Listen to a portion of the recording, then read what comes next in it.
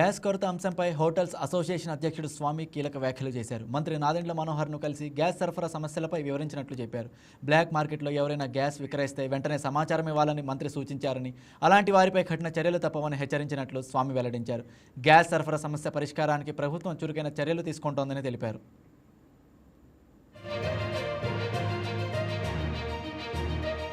రాష్ట్రంలో జరుగుతున్న పరిస్థితులు ఇప్పుడు దాకా ఒక పక్క జరిగింది వారు, ఇప్పుడు రెండు పక్కలు జరుగుతుంది కాబట్టి యుద్ధం తీవ్రతరం అవుతుందనే ఉద్దేశంతో తదుపరి చర్యలు ఎట్లా తీసుకుంటే బాగుంటుందనే దాని మీద తీవ్రంగా రాష్ట్రంలో రోజు రోజుకి డౌన్ఫాల్ అవుతుంది.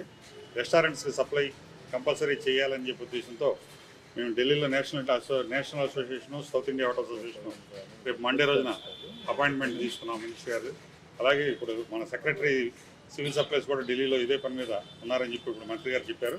మంత్రి గారిని మేము అడిగినవి ఏంటంటే ఇమీడియట్గా గ్యాస్ సిలిండర్స్ సప్లై ఇస్తే, కమర్షియల్ సిలిండర్స్ ఇస్తే ఇబ్బంది లేకుండా క్లోజ్ అవ్వకుండా ఉంటుందనే ఉద్దేశంతో మేము చెప్పాము. దానికి తగు సూచనలు చెప్పారు.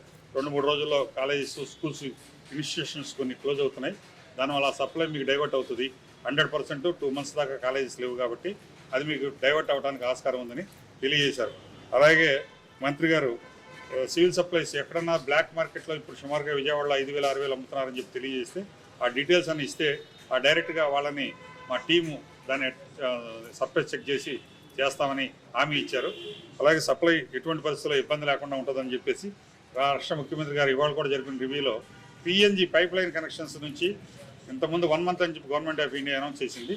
దాన్ని 15 daysలోకి తీసుకొస్తే ఎట్లా ఉంటుంది, ఎంతవరకు పెద్ద పెద్ద హోటల్స్కి, వాటికి కమర్షియల్గా వాటికైనా ఉపయోగం ఉంటుందనే ఉద్దేశంతో సర్వే చేసి అన్ని జిల్లాల జాయింట్ కలెక్టర్స్కి మంత్రి గారు వాళ్ళ ఆదేశాలు జారీ చేశారంట.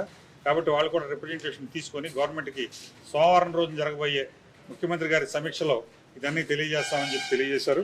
అలాగే తమిళనాడులో ఎలక్ట్రికల్ స్టవ్స్కి వాడుతున్న వాళ్ళకి పర్ యూనిట్కి ₹2 తగ్గించడం జరిగింది.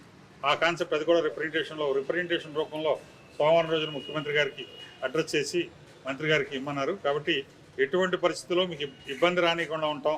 అట్లీస్ట్ 4 సిలిండర్లు అన్న ఇచ్చి 10 సిలిండర్లు ఇచ్చే చోట 4 సిలిండర్లు అన్న ఇవ్వండి అని అడిగితే దాన్ని కన్సర్న్ జాయింట్ కలెక్టర్స్ తోటి వాళ్ళతో మాట్లాడారు.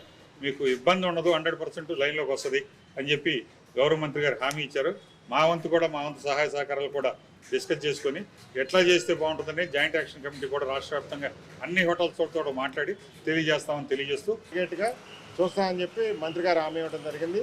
మేము మా హోటల్స్ యజమానుల నుంచి ఆ లిస్ట్ కూడా సేకరిస్తున్నాం.